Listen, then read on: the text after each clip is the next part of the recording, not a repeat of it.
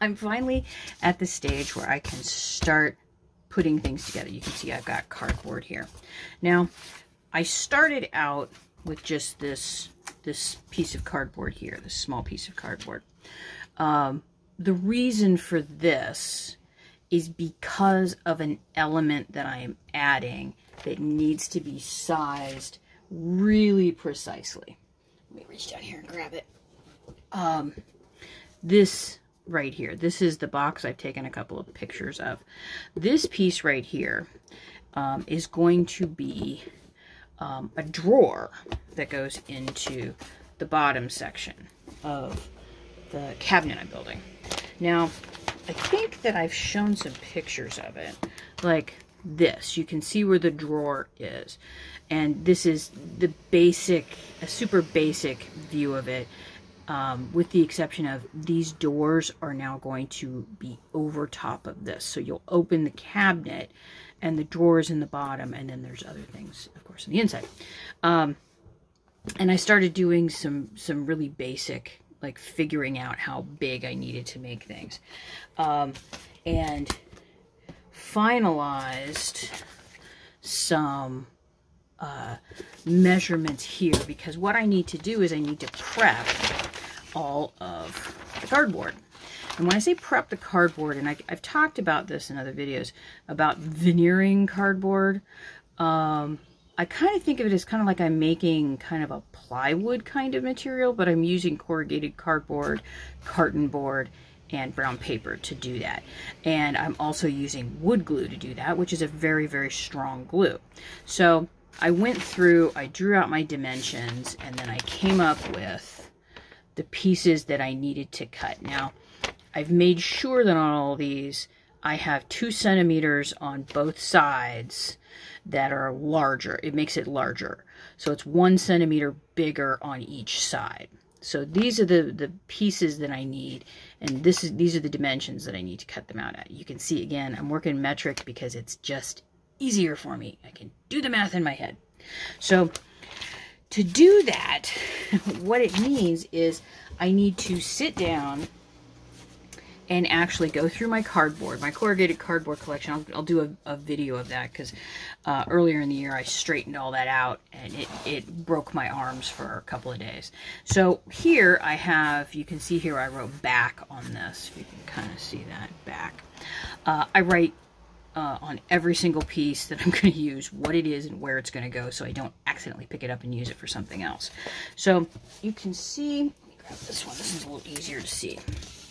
On this piece, you can see that I have glued this together, so there are 3 pieces of cardboard together. And a lot of times when you get like big items shipped to your house, sometimes it'll be in a 2 or 3, you know, thick piece of cardboard. So they do this for shipping all the time.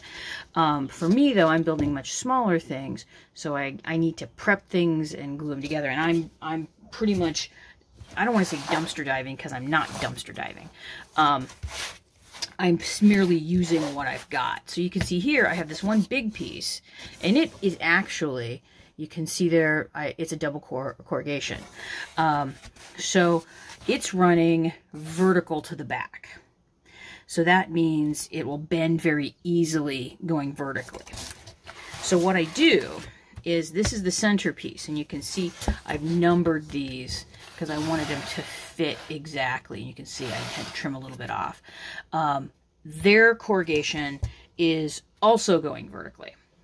So that's going to be my middle piece.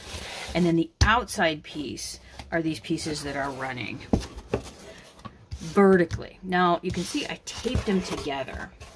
It's just easier to do it with the tape. Because I tried a couple of different methods. I tried gluing them together. I tried not gluing them together.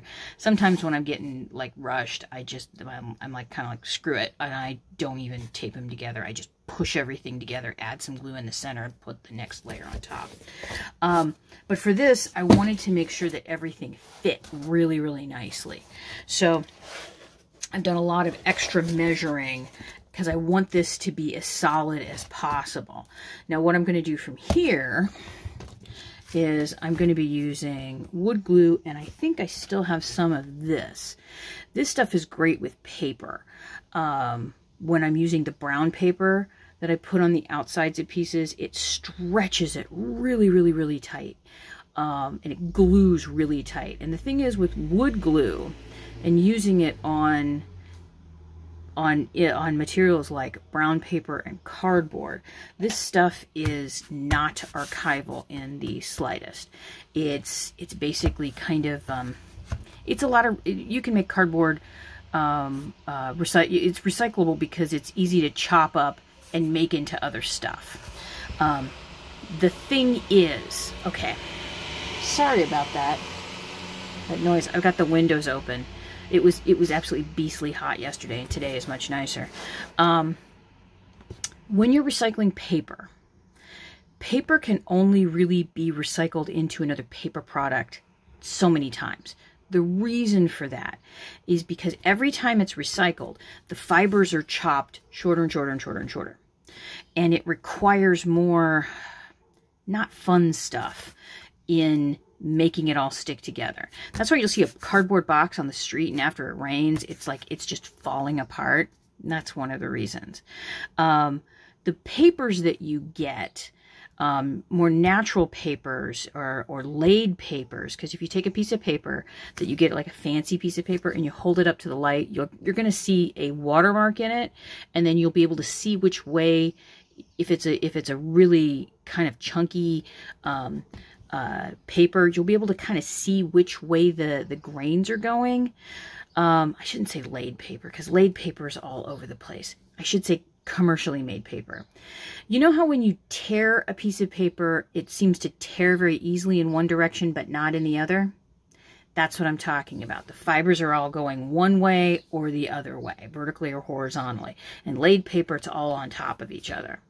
So what I'm trying to do with this is the cardboard is kind of warping a little bit in that it's bending this way and that. Now, when I take a glue like this, which wood glue is meant to seep into pores and little tiny wood areas and grab hold and hold on. So instead of, it basically increases the surface area of what's holding things on. So when I take wood glue and use it on wood, it's super fantastic. Use it on paper, it develops a strength that's even stronger. So I'm already using a strong glue on this paper where it's going, or this cardboard paper material, where it's going to seep in and it's going to grab hold and it's not going to let go. So what I'm going to do here is I'm kind of like, I'm hedging my bets. I've got some of the grain going vertically. I've got some of the grains going horizontally. And I'm going to put wood glue on it. I'm going to actually thin this down a little bit so it spreads a little easier. And, I mean, at least for gluing these portions together. And then put it underneath a weight. Sorry about that. That's the bus. And it will dry as flat as possible, because remember, these fibers are all pulling in different directions.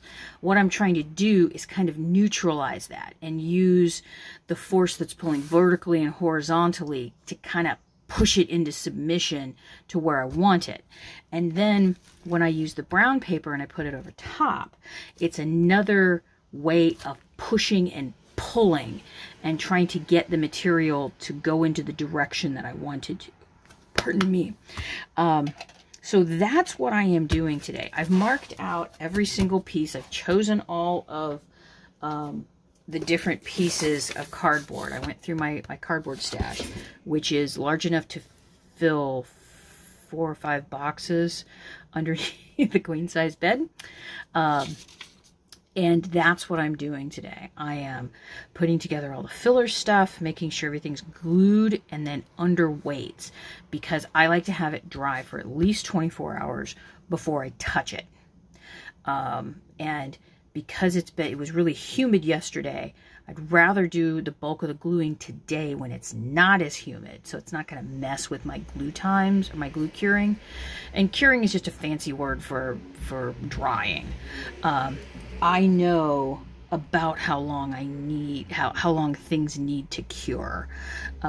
I prefer to go longer rather than shorter, especially for things that I know this is going to be hanging on a wall. I mean, you can see how big this piece is. Let me take this off here.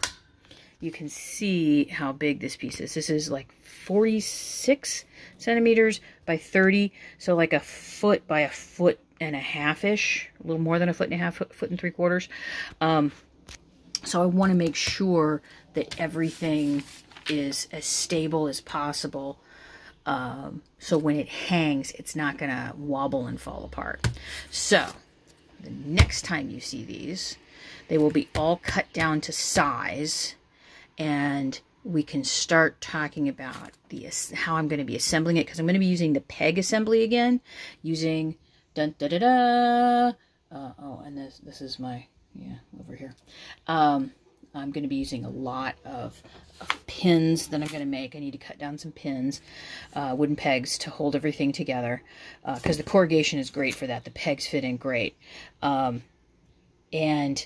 then I also need to start prepping that paper. I've pulled the bags aside that I want to start cutting apart, but I need to finish that and get things trimmed to size, and then start thinking about the way in which I'm going to wrap it, because the sequence has to be right with this.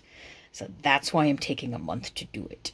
So thank you for watching, and I'll see you tomorrow for the next, well, I might see you later tonight. Who knows?